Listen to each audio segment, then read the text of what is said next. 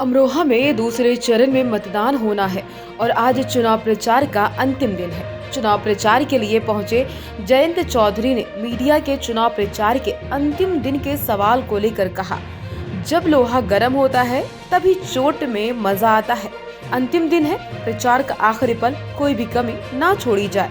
मैं अपील करता हूं, मतदान करने जरूर निकले, कोई चूक ना करे, फिर 5 साल मलाल और फिर पछतावा रह जाता।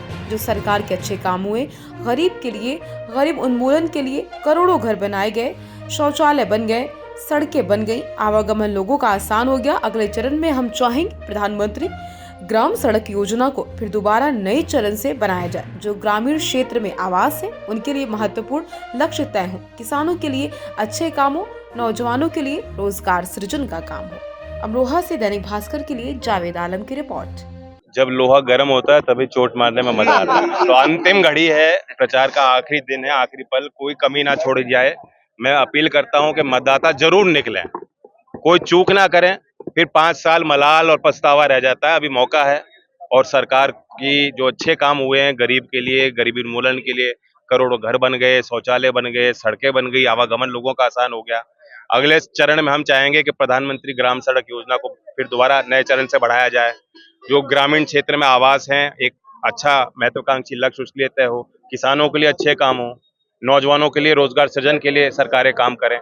अगर ये सारे काम लोग कराना चाहते हैं तो मतदान जरूर करें। अखिलेश यादव गठबंधन के प्रत्याशी जो है अमरोहा के, वो साफ तौर पे कह रहा है कि प्रधानमंत्री आते हैं तो और मुख्यमंत्री आते हैं तो वो सिर्फ पूजे खोजती। मैंने तो आज नाम भी नहीं लिया बेचारे दानिश का। अखिलेश यादव तेज प्रताप के चुनावी मैदान में उतार रहे हैं। उनके यहाँ कंफ्यूजन है, कौन उतरेगा और कौन लड़ेगा और किसका नामांकन होगा, किसको सिंबल मिलेगा, किसी को मालूम ही नहीं है, उन्हें खुद नहीं मालूम। अभी फिर चर्चा चल रही है कि खुद लड़ेंगे। विपक्ष आप पर अवसरवादी होने का आरोप लगा रहा है, क्या कहेंगे? राजनीति के मूल संस्कार को वो समझें।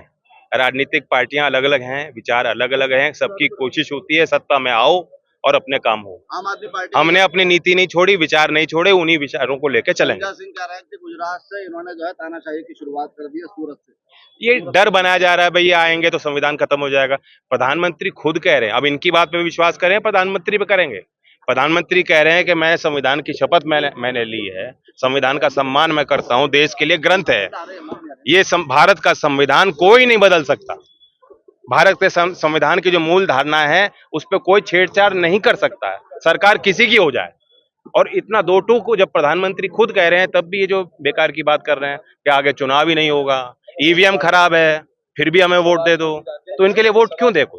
2024 में भाजपा की सरकार बनती है, 2024 में अगर भाजपा की कांग्रेस के मैनिफेस्टो पे मुझे लगता नहीं किसी भी, उन्होंने जो अर्थ के जानकार हैं, उनके यहाँ वित्त मंत्री रहे, अर्थ के बड़े शास्त्री हैं, उन्होंने उनसे भी पूछा।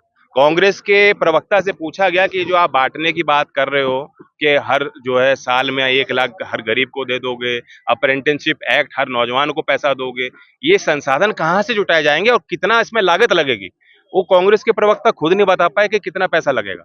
तो अब तक आपने हिसाब ही नहीं किया कि कितना पैसा इन योजनाओं के लिए चाहिए। जब आप क्रियान्वित करोगे, सरकार में कल इनको बैठा भी देते हैं, तो ये तो अर्थव्यवस्था का बेड़ा गर्क कर देंगे। रानी सदी की सभा में 5 बार कार्यकर्ताओं में आपस में मारपीट हुई है, क्या कहेंगे इसको? मैं कुछ नहीं, देखो हमारे यहाँ के लोग थोड़े ऐसे ज्यादा हैं, वो तो अगर भाजपा की सरकार वो जुबान पे कम और उसमें एकदम बॉडी को एक्शन में ले आते हैं। अगर 24 में भाजपा की सरकार बनती है, आरएलडी अपनी भागीदारी सुनिश्चित करेगी सरकार में, ये मंत्रालय मिलेगा?